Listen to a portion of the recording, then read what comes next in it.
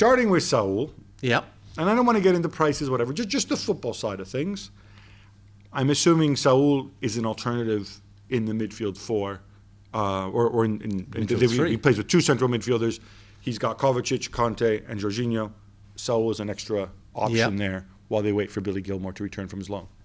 Yes, although for Atletico Madrid, he has played as a left wing back in recent games.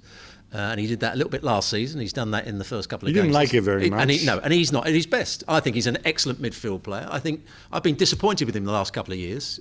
When he played in the under-21s, I thought he was the outstanding player in the tournament when Spain won the tournament. He's a player that can pass the ball, he can run with it, he can put his foot in as well. Yeah. He's got a great understanding of the game. But he seems to have gone off the boil over the last year or so.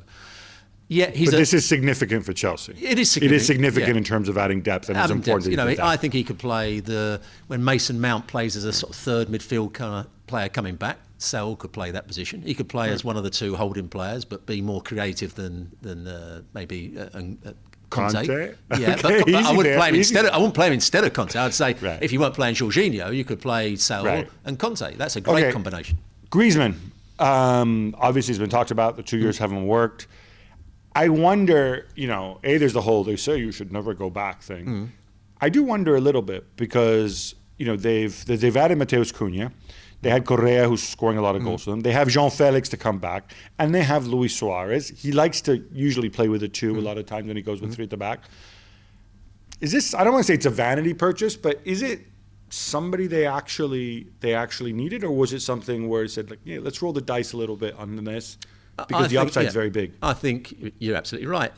He's a player that has never felt comfortable at Barcelona. He was actually booed in the last game, or every time he made a mistake, you could hear rumblings. Booed more than once, and he never felt comfortable there. He knows that the crowd don't particularly like him. He's going back to a place where he's been loved, and they think they can get the best out of him. He probably thinks he can, rekindle his career and make himself the player he was.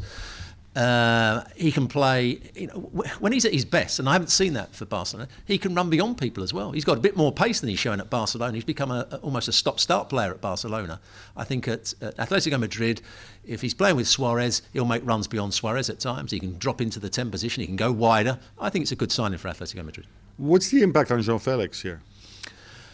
Well, he's not playing at the moment because he's injured, but when he does come back, again, they can play with a front three, with Suarez playing right down the middle. They could play with Griezmann slightly to one side and João Felix to the other side. Whether he'll do that, I doubt it. But I hope João Felix still gets a chance to show what a great player he can be. Now, Eduardo Camavinga is a big one. For me, it's maybe the biggest deal. Yes. On deadline day. Now, this was a guy who, French phenom, supposedly. Didn't have the greatest season last year, but was phenomenal 2 years ago. He's still he's either turned 19 or is 18 years old. Changes agents, year left on his contract, and presto, he joins Real Madrid for 30 million euros. Now, in the summer, I'm just going to name his own price. I think 30 million euros, probably a knockdown price already because his contract was expiring. Where does he fit in? Do you like him? Is this a long-term thing? Can he contribute straight away? I think he can. I remember seeing his first couple of games when he first got into the to Liga. When he was 16 years old. And I didn't do my homework particularly well on the games, or the first game. And this chap's the best player on the field. And then when I looked down at my notes and saw that he was 16, I wasn't picking him out because he was 16. I was picking him out because he was the best player on the field. And then I obviously followed him. And you thought it was a misprint? And I followed him since then. And he's a player, a midfield player that can do most things in terms of he can manipulate the ball, he can pass it well, he can get around the pitch, he can make tackles. I think he's good defensively. He can do that part of the game. At the moment, I can't see him scoring goals. He's not a midfield player that's going to drive beyond the front players or shoot from long distance. I think he's more of a player that's going to be the creator. And I have to say much better than someone like Kondogbia, who's a similar age. You really going to depress people if you compare but in terms of the style of play and the position that he plays and how Kondogbia at 17, 18 was thought of to be a top-class player. He's going to have to do it fairly quickly, I think, at Real Madrid. Player that you like, Odegaard, was brought by Real Madrid at a young age, and because he didn't get in the team and was given not many chances, then he drifts away and goes to a club like Arsenal. Whereas Camavinga, I think, will be a top-class player. I really do.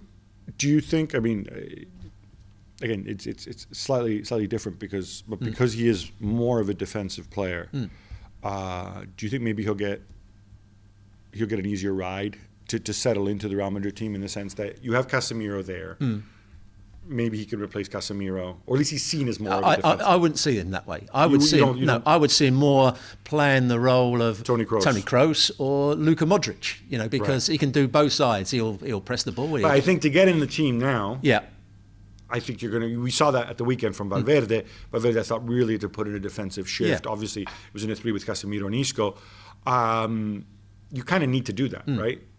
Yeah, on this Real Madrid side, especially when you've got those. He's got to do both sides of the game, and he can do both sides of the game. As I said, the only thing I don't see him doing is being a midfield player that's going to run beyond front players or score goals. But all the other aspects of a midfield player, I think he's top quality. Well, thank you very much for watching ESPN on YouTube. For more sports highlights and analysis, be sure to download the ESPN app. And for live streaming, premium content, and let's not forget as well, ESPN FC 7 days a week. Subscribe to ESPN Plus.